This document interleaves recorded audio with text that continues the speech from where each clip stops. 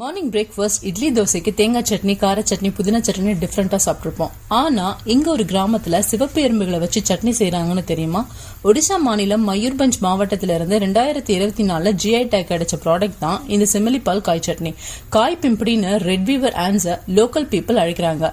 இந்த red viewer ஆன்ஸ் பொதுவா செமிலிபால் national பார்க்ல அதிகமா காணப்படுது. அதோடைய முட்டைகள்ல இருந்து வர சில்க வச்சு இலைகளை தச்சு கூடுகளா கட்டி தன்னுடைய காலனியை தக்க வச்சுக்குதுங்க. முக்கியமா மா, பலா, சால் போன்ற மரங்கள்ல தான் கூடுகள் கட்டுது.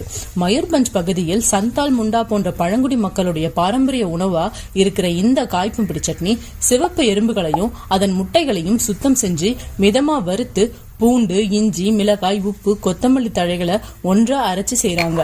இதனுடைய பொருட்கள் பழங்குடி மக்களுக்கு ஏற்ற மாதிரி மாறுபடுது. இந்த சட்னியை சாப்பிட்றதால proteins, calcium, iron, potassium, zinc, amino ஆசிட்ஸ்னு பல நியூட்ரிஷன் பேக்டு சூப்பர் ஃபுட்டா இருக்கிறதால இந்த ட்ரைபல் பீப்புள் ஃபிட்டாவும் ஹெல்தியாவும் இருக்காங்க. சந்தைகள்ல ஒரு கிலோ சிவப்பு எறும்பு 400 - 600 வரை விற்கப்படுது. இதுவே இது சட்னியா செஞ்சு மதிப்பு கூட்டினா 1000 வரை விற்கிறாங்க. 500க்கும் மேற்பட்ட பழங்குடி மக்களுடைய வாழ்வாதாரமா இருக்கு இந்த ரெட் வீவர் ஆன்ஸ். நீங்க எப்பவாவது ஒடிசா டிராவல் பண்ணீங்கன்னா கண்டிப்பா இந்த சட்னியை ட்ரை பண்ணி எப்படி இருக்குன்னு சொல்லுங்க. வீடியோ பிடிச்சிருந்தா லைக் பண்ணுங்க, சப்ஸ்கிரைப் பண்ணுங்க. இன்னும் நிறைய இன்ட்ரெஸ்டிங் வீடியோஸ் வரும், மிஸ் பண்ணாதீங்க. Until then, bye from Sarah.